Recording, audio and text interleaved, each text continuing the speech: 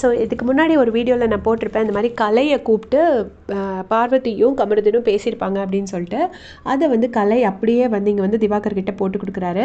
போட்டு கொடுத்து என்ன சொல்கிறாருன்னா, இந்த மாதிரி நீ என்ன அவங்க கூட சேர்ந்துட்டியா, ஆட்டு மந்தையில் சேர்ந்துட்டியா, இப்படி திவாகரையும் எல்லாருமே ஃபஸ்ட்டு 1 வீக் ஓட்டுனப்போ கூட நான் தான் சப்போர்ட் பண்ணேன். நான் சப்போர்ட் பண்ணதுக்கப்புறம் இப்போ அவர் என் கூட பேசாமல் எனக்கு எகெயின்ஸ்டாக நிற்கிறாரு. நான் கியூசியாக இருக்கும்போது கூட எனக்கு ஒன்றுன்னு அவர் பார்க்கவே இல்லை, என்னை பற்றி எதுவுமே அவர் கவனிக்கலை, அவரை பற்றியே அவர் கவனிச்சுட்டு இருந்தார் அப்படின்னு சொல்லிட்டு பார்வதி சொன்னாங்கன்னு சொல்லி கலை வந்து திவாகர் கிட்ட சொல்கிறாரு. அது மாதிரி எனக்கு வந்த முட்டை சாதத்தையும் அவர் எடுத்துக்கிட்டாரு, எனக்கு வந்து நூடுல்ஸையும் அவர் எடுத்துக்கிட்டாரு அப்படிங்கிற மாதிரி சொல்லியிருப்பாங்கன்னு சொல்கிறாரு. சொல்லும்போது திவாகர் சொல்கிறாரு, எனக்கு எதுவுமே கொடுக்கலடா, அவளுக்கு தான் எல்லாமே கொடுத்தாங்க, அதுக்கப்புறமா தான் எனக்கு கொடுத்தாங்க. அப்புறம் அந்த பொண்ணு வந்து என்னென்னா எப்போ பார்த்தாலும் தன்னை பார்க்கணும், தன்னை கவனிக்கணும், இப்படியே தான் பேசுது, அடுத்தவங்கள பற்றி யோசிக்கவே மாட்டேங்குது. அந்த பொண்ணு குவாலிட்டி கண்ட்ரோலர்னால் நானும் தான் குவாலிட்டி கண்ட்ரோலர், ஆனால் என்னை பற்றி எதுவுமே யோசிக்கவே மாட்டேங்குது. ஃபுல்லாக எப்போவுமே ரொம்ப சுயநலவாதியாக இருக்குடா அந்த பொண்ணு, ரொம்பனா சுயநலத்தோட உச்சத்தில் இருக்குது அந்த பொண்ணு அப்படின்னு சொல்லிட்டு திவாகர் வந்து பார்வதியை பற்றிட்டு கலைக்கிட்ட சொல்கிறாரு.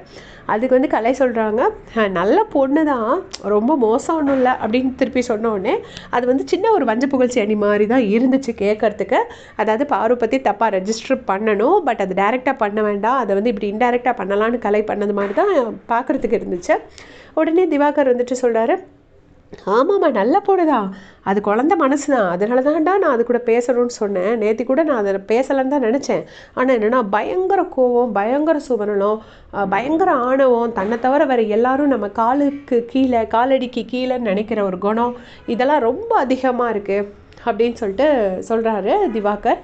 அதுக்கப்புறமா கொஞ்ச நேரம் கழித்து கனி, ரம்யா எல்லாருமே வந்து அதில் ஜாயின் பண்ணிக்கிட்டாங்க. அந்த பேச்சில், அந்த டிஸ்கஷனில் எல்லாருமே ஜாயின் பண்ணதுக்கப்புறமா எல்லாருமே வந்து சொல்கிறாங்க, எல்லாரும் ஒரு ரூல் ஃபாலோ பண்ணால் தான் மட்டும் அந்த ரூலை ஃபாலோ பண்ண மாட்டேன்னு அதுக்கு எகெயின்ஸ்டாக போகிறது, இதெல்லாம் தான் அவங்க பழக்கமாக வச்சுருக்குறாங்க அப்படின்னு சொல்லிட்டு பார்வதியையும் கமருதினியும் சொல்கிறாங்க.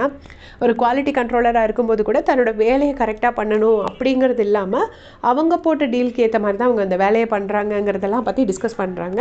ஸோ கலை திவாகரோட இந்த டிஸ்கஷன் பற்றி, அவங்க பாரு பற்றி சொல்கிறத பற்றி நீங்கள் என்ன நினைக்கிறீங்கன்னு மறக்காம உங்கள் கமெண்ட் செக்ஷனில் சொல்லிட்டு போங்க. தேங்க்ஸ் ஃபார் வாட்சிங்.